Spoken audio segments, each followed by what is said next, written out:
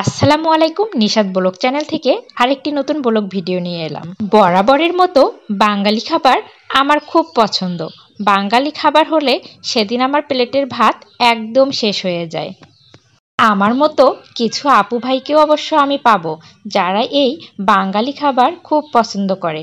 আজকে কিন্তু আমি রান্না করে নেব ডাল, মাছ ভাজা আর করলা ভাজি। মাছটাকে কিন্তু আমি লবণ, হলুদ, মরিচ গুঁড়ো, আদা বাটা, জিরার গুঁড়ো দিয়ে কিন্তু ভালো করে মাখিয়ে রেখেছিলাম 1 ঘন্টার জন্য। তারপরে অল্প আছে কিন্তু এগুলোকে ভালো করে ভেজে নিচ্ছি। মাছ ভাজাটা আমি একটু সময় নিয়ে করি। মাছটা যদি ভালো ভাজা হয় তাহলে কিন্তু খেতে কিন্তু খুব মজা লাগে। সব সময়ের জন্য বাঙালি খাবার একটু বেশিই ভালো লাগে। আমার মতো মনে হয় সবারই ভালো লাগে। আমার মাঝে মধ্যে মাছ মাংসর থেকে যেগুলো কষা কষা করে রান্না করা হয় তাদের থেকে আমার এই খাবারটা বেশি পছন্দ। দেখুন মাছগুলো কতটা লোভনীয় হয়েছে। এদিকে প্রেসারে ডালটা সিদ্ধ করে রেখেছি আর এখন এখানে পাঁচফোড়ন দিয়ে নিলাম, তারপর রসুন, পেঁয়াজ এগুলো ভালো করে ভেজে নেব। আর ওইদিকে ডালে আমি টমেটো দিয়ে, তেজপাতা দিয়ে, হলুদ লবণ দিয়ে ডালটাকে প্রেসারে সিদ্ধ করে নিয়েছি। আমার কাজ বাঁচানোর জন্য এদিকে গ্যাসটাও বেঁচে গেল। এই কারণে আমি মাঝে মধ্যে শর্টকাট পদ্ধতিতে ডাল রান্না করে থাকি। এখন আমি কিন্তু এটাকে তেলানি দিয়ে দেবো এর মধ্যে। এগুলো যেহেতু ভালো করে ভাজা হয়েছে, তেলানিটা দেওয়ার পর যে ডালটার কি সুঘ্রাণ বের হয়। এখন এটাকে ঢাকনা বন্ধ করে কিছুক্ষণ জাল করে নিলাম। এর মধ্যে লবণটাও চেক করে নেব। লবণটা যখন আমার চেক করা হয়ে যাবে তখন এর মধ্যে আমি কিন্তু আর কিছু ব্যবহার করব না।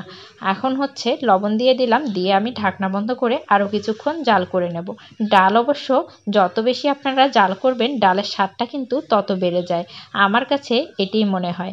তারপরও আমি অনেকের কাছেও শুনেছি এই কথাটা।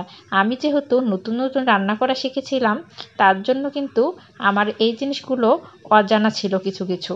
তারপরে আমি ওটা নামিয়ে দিয়ে নিয়েছি ফোড়ন হিসাবে জিরা এবং কালো জিরা, আর দিয়ে নিয়েছি হলুদ। এখন এর মধ্যে দিয়ে নিচ্ছি আমি করলাগুলো আলু সহ একবারে ভালো করে লবণ দিয়ে কষলিয়ে কষলিয়ে ধুয়ে রেখেছিলাম। সেগুলোকে এখন দিয়ে এর মধ্যে লবণ দিয়ে নিলাম, জিরার গুঁড়ো দিয়ে নিলাম, ধনিয়ার গুঁড়ো দিয়ে নিলাম।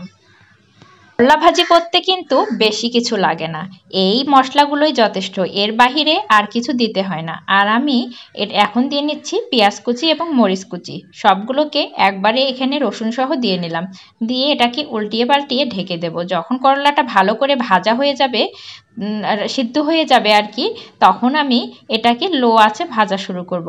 আর করলা ভাজিটা আমার একটু বেশি করে ভাজলেই খুব মজা লাগে। অনেকে আবার একটু কাঁচা কাঁচা অবস্থায় খায়, কিন্তু ওটা আমার কাছে বেশ তিতা লাগে। আমি যেহেতু তিতা বেশি পছন্দ করি না, তাই আমি করলাটাকে খুব সুন্দর করে ভেজে নিই। যত বেশি ভাজবো তত বেশি করলার টেস্ট বেড়ে যায়। আমার হাতের করলা ভাজিটা অনেকেই পছন্দ করে, কারণ করলা ভাজিটা একটু তিতা কম হলেই কিন্তু মজা লাগে। একটু একটু তিতা, আবার একটু একটু ঝাল ঝাল। একটু লবণ কম হয়েছে, লবণটা এখন দিয়ে নিচ্ছি।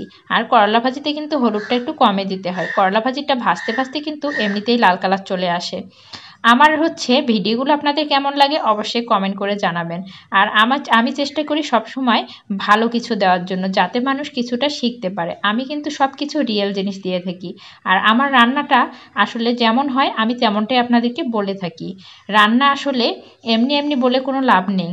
আসলে রান্নাটা হলো সুন্দরভাবে গুছিয়ে করতে হয়।